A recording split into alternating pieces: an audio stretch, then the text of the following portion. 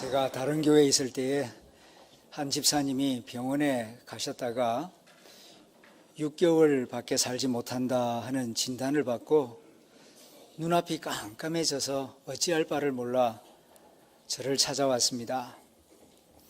목사님, 이제 어떻게 해야 합니까? 6개월 밖에 살지 못한다고 합니다. 남은 시간 어떻게 살아야 합니까? 그분의 손을 꼭 붙잡고, 집사님 많이 힘드시죠?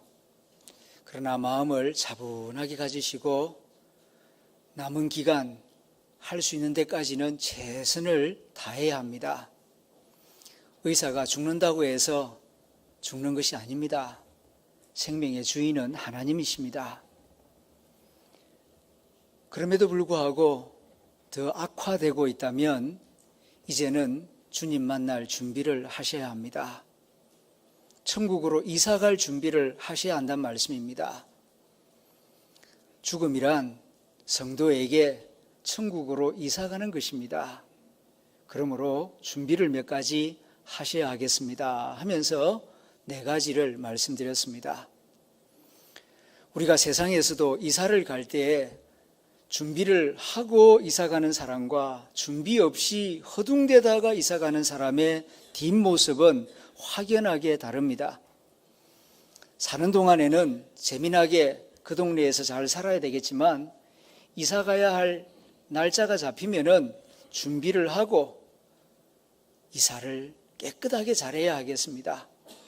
그런데 이사 갈 날짜가 다가오는데도 준비를 안 하고 허둥대다가 떠나간 그 뒷자리는 참 엉망입니다. 보기가 안 좋아요. 우리 그리스도인들은 이 땅의 삶이 전부가 아니고 주님이 우리를 위하여 새하늘과 새 땅을 준비해 두셨다는 말씀을 거듭거듭 들어왔습니다. 그렇다면 마무리해야 할 때가 다가오면은 마치 이사를 준비하듯이 이제 천국으로 갈 준비를 해야 할 것입니다. 그 첫째는 영적인 준비입니다. 지난주일 말씀을 드렸습니다. 사람이 한 번 죽는 것은 정한 것이요 그 후에는 심판이 있으리니, 히브리서 9장 27절의 말씀입니다. 사람은 여러 번 죽지 않습니다. 한 번 죽습니다. 한 번 죽기 때문에 한 번 삽니다. 그리고 그 다음에는 분명히 하나님의 심판이 있습니다. 그러므로 하나님 만나 배울 준비를 하는 것이 첫째입니다. 세상에 많은 사람들은 하나님을 믿지 않다가 임종시간이 가까이 다가오면 두려워합니다. 근심 걱정을 합니다. 진짜 하나님이 계시면 어떡하나? 이런 두려움 때문에 힘들어합니다. 그런데 평소에 하나님을 잘 믿던 사람은, 그래서 절제하고 경건 생활을 하던 사람도 임종의 시간이 다가오면 두려워하고 근심 걱정을 해요. 하나님이 혹시 안 계시면 어떡하나? 지금까지 하나님 믿고 여기까지 왔는데 혹시 하나님 안 계시면 어떡하나? 이런 걱정을 하는 분이 있습니다. 이럴 때 어떻게 해야 됩니까? 하나님은 눈에 보이지 않는데 어떻게 믿어야 하고 무엇을 붙잡아야 합니까? 오직 예수 그리스도의 십자가, 나를 위하여 피 흘려 돌아가신 예수님의 십자가를 굳게 붙잡으시기를 바랍니다. 예수님이 말씀하시지 않았습니까? 내가 곧 길이요 진리요 생명이다. 나로 말미암지 않고는 아버지께로 올 자가 없느니라. 하나님 아버지께로 가는 길, 하나님 나라로 가는 길은 예수 그리스도가 유일한 길입니다. 그러므로 예수님의 십자가를 굳게 붙잡으시기를 바랍니다. 이것이 영적 준비입니다. 두 번째로는 사람들과의 관계를 정리하는 것입니다. 이 땅에 살면서 우리는 많은 사람들과 관계를 맺으면서 한평생을 살아왔습니다. 이제 떠날 때에는 그 관계를 정리해야 합니다. 그래야 평안하게 하나님 나라에 들어갈 수가 있습니다. 먼저 고마운 사람들에게 고마운 마음을 표현하십시오.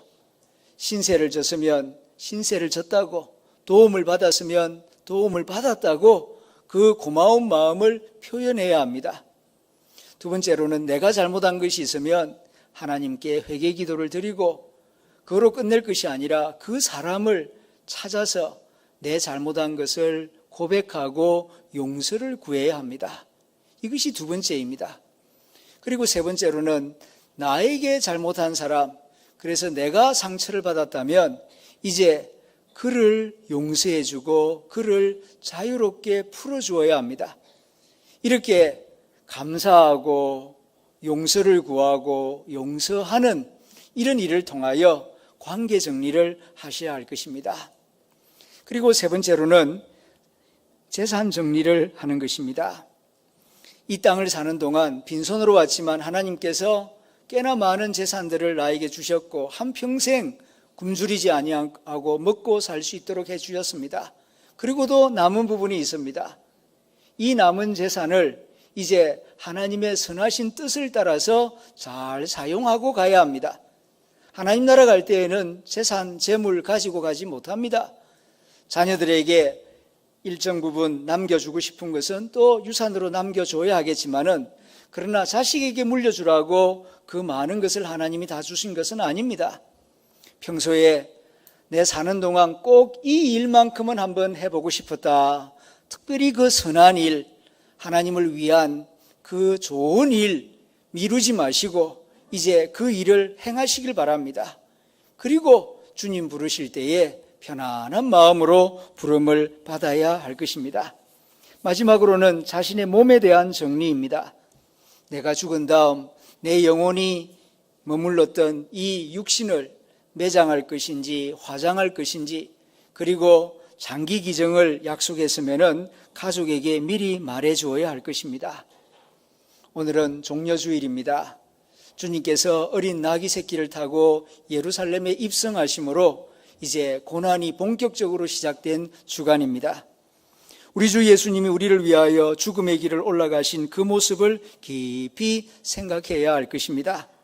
특별히 이번 주간에는 우리를 위하여 고난을 당하신 그 주님의 죽음을 묵상만 할 것이 아니라 우리 자신의 죽음을 준비하는 모델로 삼을 수 있기를 바랍니다.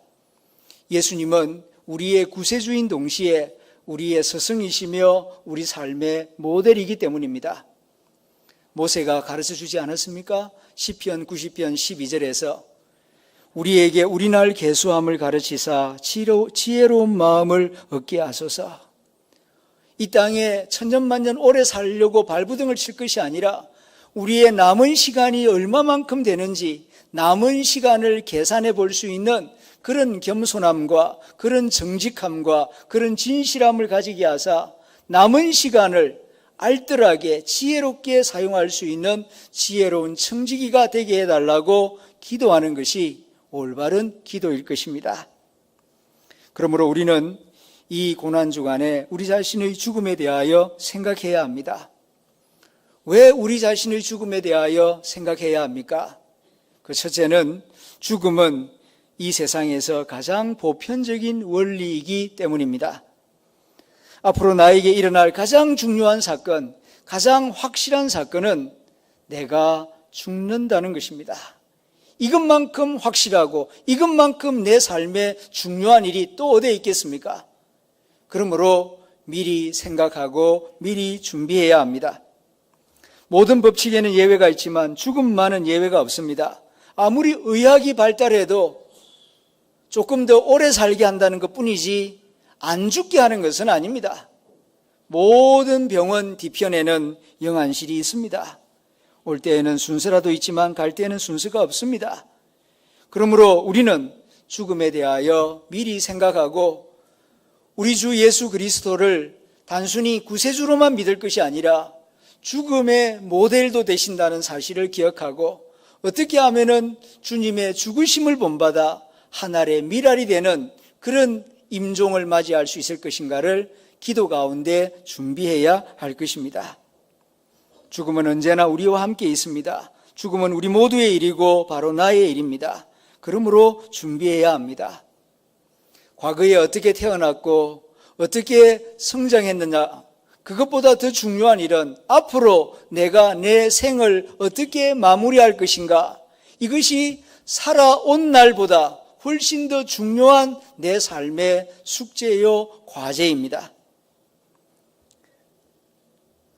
그러므로 죽음에 대하여서 생각하고 주님의 십자가와 주님의 죽으심을 생각하면서 어떻게 죽는 것이 올바르게 복되게 죽는 길인가 예수님을 바라보면서 생각하는 시간을 가져야 할 것입니다.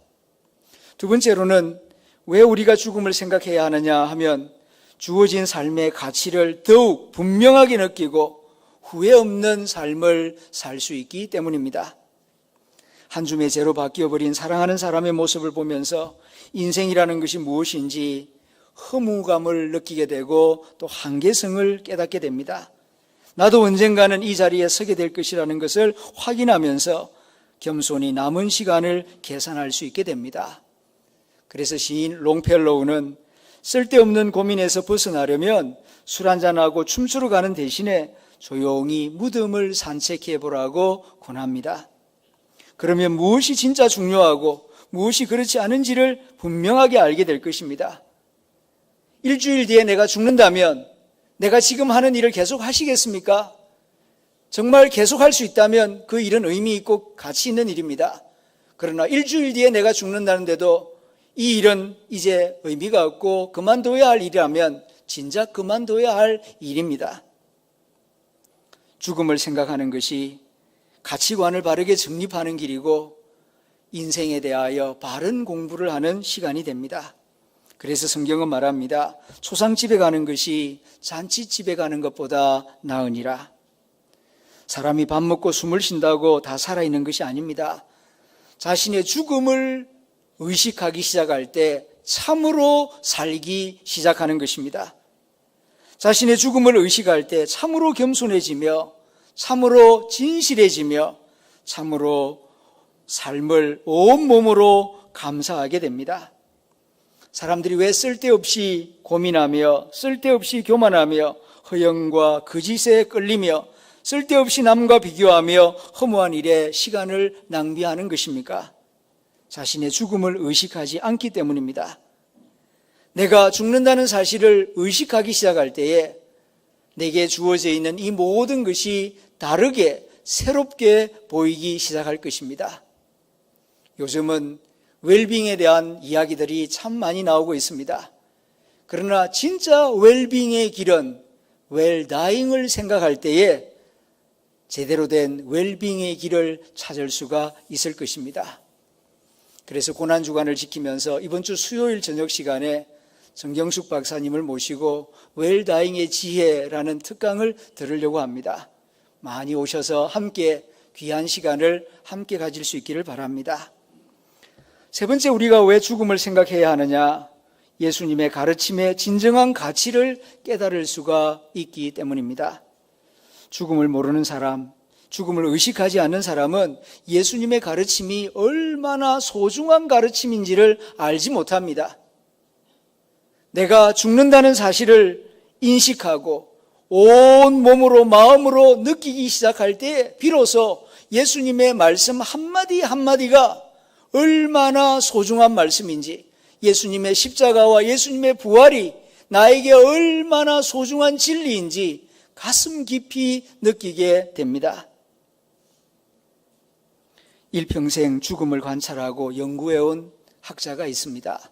엘리자베스 키블러로스, 스위스계 미국 정신과 여의사입니다.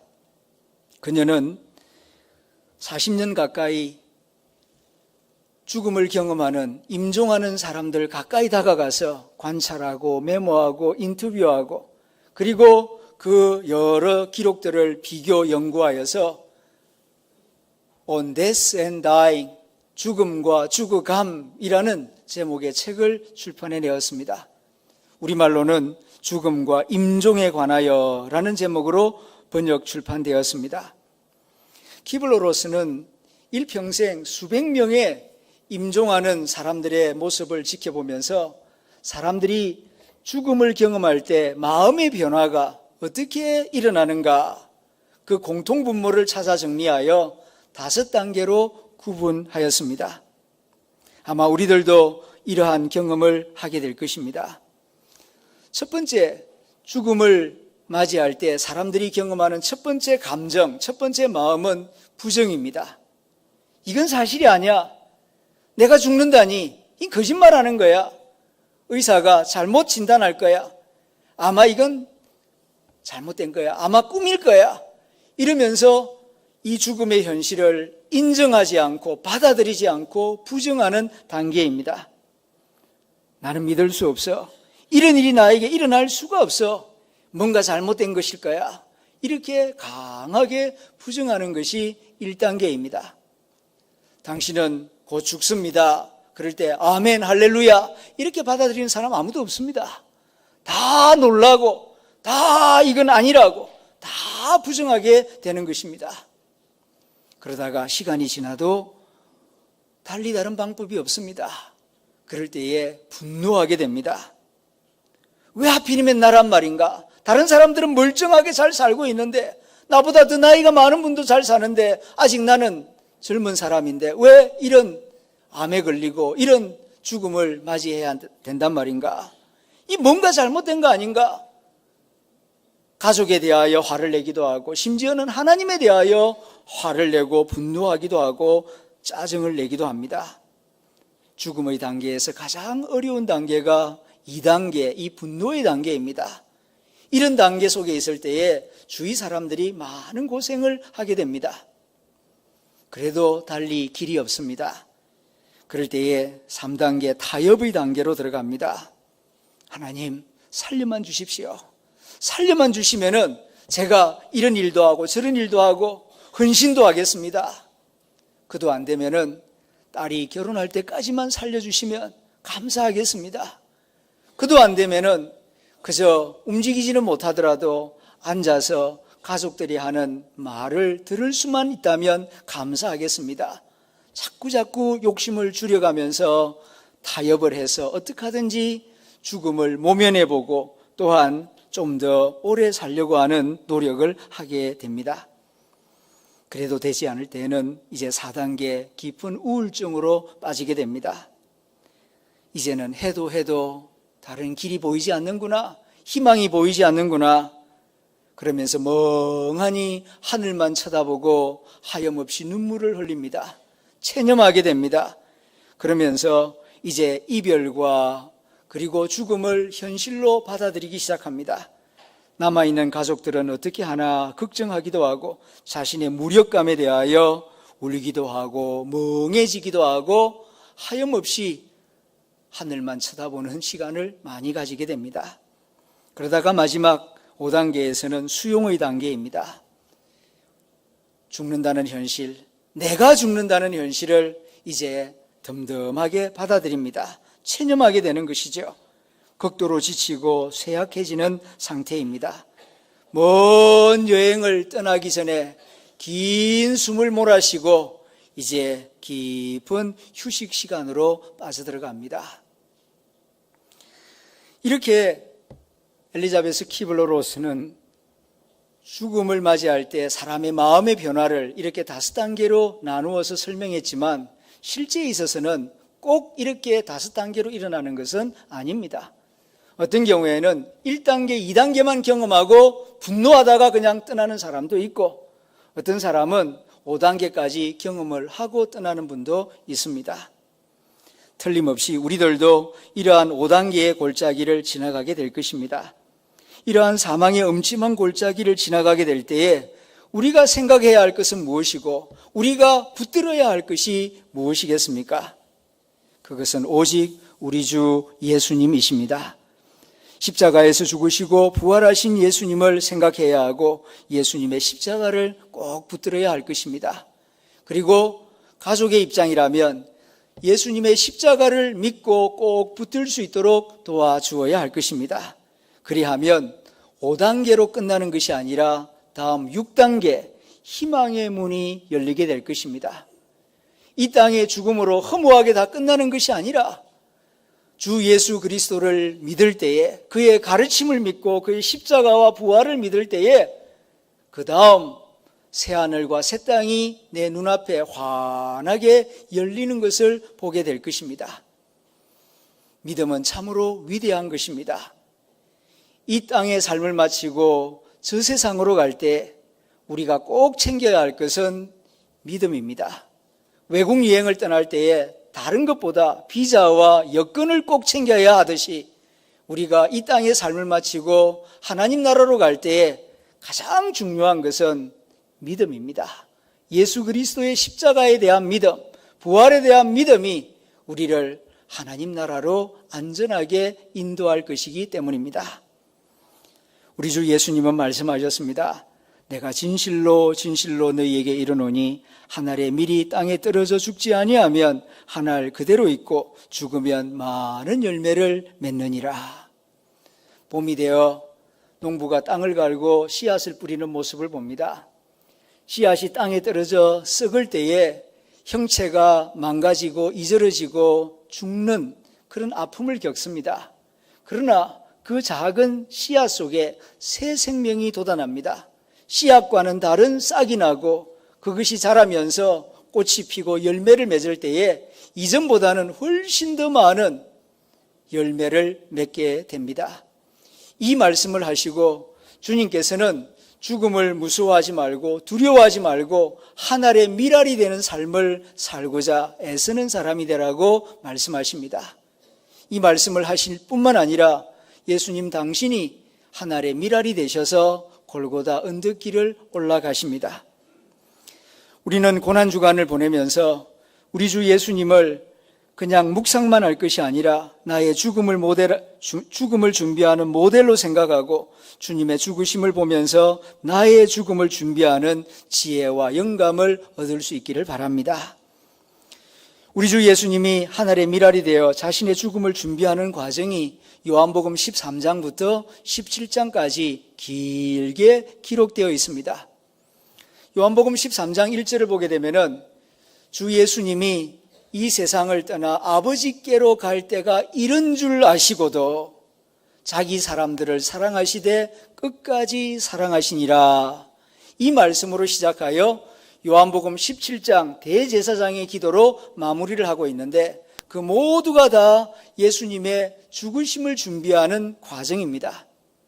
먼저 사랑하는 제자들을 불러 모아서 식사를 하십니다. 성찬식을 베푸시면서 자신의 죽음의 의미를 설명해 주시고 제자들의 냄새나는 발을 씻겨 주셨습니다. 이것이 요한복음 13장의 내용입니다. 주님은 죽음의 시간이 가까이 다가왔을 때 허둥지둥대면서 정신없이 그냥 죽으신 것이 아닙니다. 미리 말씀하셨고 준비하셨고 그때가 가까이 왔음을 느꼈을 때에 사랑하는 제자들과 함께 식사하시면서 자신의 죽음의 의미를 설명해 주셨다는 것입니다. 그리고 그 다음 14장에서는 내가 떠나간 다음에 너희를 고아처럼 버려두지 아니할 것이다. 반드시 보혜사 성령을 보내셔서 너희들을 인도하실 것이다. 보혜사 성령을 받으라고 말씀하십니다. 이것이 14장입니다.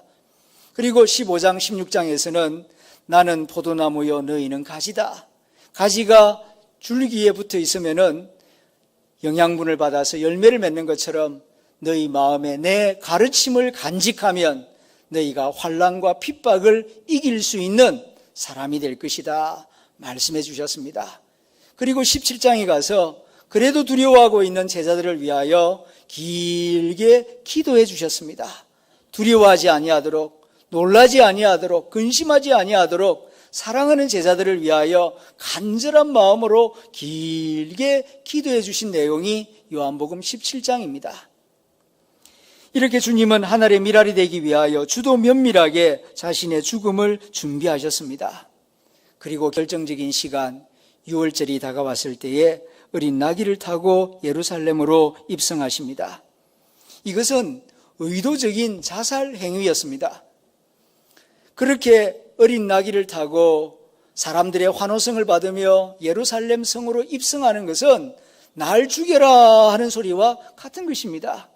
그러지 않아도 지금 예루살렘 지도자들이 예수님을 죽이려고 벼르고 있는데 그렇게 공개적으로 자기 모습을 드러내는 것은 자기 스스로 죽음의 길을 가신 것입니다. 예수님은 죽음의 길을 피하지 않았습니다. 하나님의 뜻을 이루고 성경을 이루기 위하여서 자기 스스로 하나의 밀이 되기 위하여 자신의 죽음을 준비한 다음 그 무서운 십자가의 길로 올라가셨습니다. 6시간 동안 십자가에서 피를 흘리며 죽어가는 시간, 주님은 그 모진 십자가에서 7마디 말씀을 남기십니다. 이 7마디 말씀은 주님이 평소에 어떤 마음, 어떤 생각, 어떤 관심을 가지고 사셨는지를 우리에게 보여줍니다. 주님은 잘 사셨기에 잘 죽으실 수가 있었습니다. 주님은 잘 죽으셨기에 그의 삶이 영광스럽게 빛날 수 있었고 우리 모두를 위한 구원의 빛이 될 수가 있었습니다. 주님이 십자가에서 남기신 7마디를 생각해 봅니다. 첫 번째 말씀은 아버지여 저희를 사하여 주옵소서 자기의 하는 것을 알지 못함이니이다. 자기를 십자가에 못 박아 죽이는 원수들을 향하여 하신 말씀입니다. 억울하게 십자가에 못 박아 죽이는 사람들을 향하여 분노하거나 저주하는 말이 아니라 그들을 용서하는 말씀을 먼저 하셨습니다. 두 번째로 하신 말씀은 오른편에 있는 강도에게 하신 말씀입니다. 내가 진실로 내게 이르노니 오늘 내가 나와 함께 낙원에 있으리라. 살아생전에 많은 죄를 지었지만 곁에 있는 예수 그리스도를 보며 자비와 긍휼을 구할 때에 예수님은 그에게 긍휼을 베푸시며 전도하셨습니다. 오늘 네가 나와 함께 낙원에 있으리라. 그리고 세 번째로 하신 말씀은 십자가 아래에서 아파하며 울고 있는 어머니 마리아를 내려다보시고 여자여 보소서 아들이니이다. 그리고 제자 요한에게 보라 내 어머니라 어머니를 부탁하셨습니다. 7마디 말씀 가운데 처음 3마디 말씀은 전부 다 남을 위한 말씀입니다. 지금 두 팔이 십자가에 못에 박혀서 온몸의 상처와 피가 흐르고 있는 그 고통의 시간인데도 불구하고 자기의 아픔을 호소하거나 자기의 통증을 호소하는 말씀이 아니라 전부 다 남을 위한 말씀입니다. 주님의 마음속에는 사랑과 긍휼로 가득했기 때문입니다. 마지막 죽는 순간인데도 용서를 말씀하시고 영혼 구원을 위하여서 말씀하시고 그리고 자기 때문에 아파하고 슬퍼하는 어머니를 위하여 말씀하셨습니다. 그 다음 이제 자기를 돌아봅니다. 네 번째 말씀 엘리 엘리 라마 사박다니 나의 하나님 어찌하여 나를 버리셨습니까? 영적인 아픔을 호소하십니다.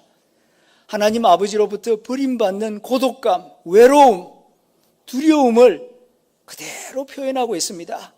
하나님의 아들이니까 아프지도 않고 두렵지도 않고 괜찮지 않았겠는가? 그렇지 않습니다. 우리와 똑같은 혈과 육을 가지셨기에 우리와 똑같은 외로움과 두려움과 아픔을 경험하셨습니다. 그래서 먼저 영적인 아픔을 호소하셨습니다. 그 다음에는 내가 목마르다. 너무나 피를 많이 흘렸기 때문에 심한 갈증을 느끼셨던 것 같습니다. 그래서 내가 목마르다. 육신의 고통을 호소하십니다. 그리고 6번째로는 다 이루었다.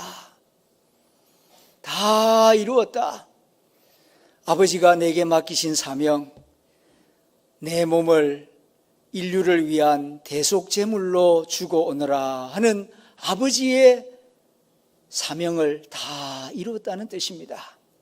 이렇게 후반부 세 마디 말씀은 자기 자신의 아픔을 호소하시는 말씀이었습니다. 그리고 어린아이와 같이 마지막으로 아버지여 내 영혼을 아버지 손에 부탁하나이다. 유대인들이 저녁 시간 잠자리에 들 때 하는 기도문입니다. 잠자리에 들듯이 하나님께 내 영혼을 맡깁니다. 임종 기도를 드리시고 운명하십니다. 그 모진 죽음의 시간, 고통의 시간, 두려움의 시간에 이 말씀을 남기신 것은 우리가 주님을 본받는 것이 어떤 것인가를 지금 말씀해 주고 있는 것입니다. 예수 믿는 사람은 사는 것도 달라야 하지만 죽는 것도 달라야 합니다. 죽음의 모습을 통하여 그리스도의 향기를 나타낼 수 있어야 하고 그리스도의 사랑과 진리를 증언할 수 있는 사람이 되어야 할 것입니다. 그러기 위해서는 살아생전에 경건의 훈련이 많이 있어야 합니다. 어느 날 갑자기 되는 것이 아닙니다. 마음 한번 먹었다고 쉽게 이렇게 할 수 있는 일이 결코 아닙니다. 고난주간 하늘의 미랄이 되기 위하여 죽음을 준비하시는 주 예수님의 모습과 가장 무섭고 두려운 죽음의 시간에 십자가에서 예수님이 하신 7마디 말씀을 깊이 묵상하며 나는 나의 마지막 시간이 다가오면 어떤 생각, 어떤 말을 남기고 하나님 나라로 갈 것인가 깊이 생각하는 한 주간이 되어야 할 것입니다. 내승마비 시인 김준엽 씨가 내 인생에 황혼이 오면 이라는 제목의 시를 썼습니다. 저는 그 시를 읽으면서 내 인생에 죽음의 때가 오면 이런 기도를 드려야 하지 않겠나 생각하였습니다. 내 인생에 죽음의 때가 오면 나는 나에게 물어볼 이야기가 몇 가지 있습니다. 내 인생에 죽음의 때가 오면 나는 나에게 사람들을 이용하지 않고 진심으로 사랑했는지 물을 것입니다. 그때 나는 가벼운 마음으로 대답하기 위해 나는 지금 많은 이들을 사랑해야 하겠습니다. 내 인생에 죽음의 때가 오면 나는 나에게 사람들에게 상처를 주지 않았느냐고 물을 것입니다. 그때 얼른 대답하기 위해 지금 나는 사람들에게 상처를 주는 말과 행동을 하지 말아야 하겠습니다. 내 인생에 죽음의 때가 오면 나는 나에게 삶이 아름다웠느냐고 물을 것입니다. 그때 기쁘게 대답하기 위해 지금 내 삶의 날들을 기쁨으로 아름답게 갖고 가야 하겠습니다. 내 인생에 죽음의 때가 오면 나는 나에게 어떤 열매를 얼마만큼 맺었느냐고 물을 것입니다. 그때 나는 자랑스럽게 대답하기 위해 지금 나는 내 마음밭에 좋은 생각의 씨를 뿌려 좋은 말과 좋은 행동의 열매를 부지런히 키워가야 하겠습니다. 서양 속담에 마지막에 웃는 자가 진정한 승리자이다 라는 말이 있지 않습니까? 스포츠 경기에도 역전승이라고 하는 것이 있습니다. 인생도 그렇습니다.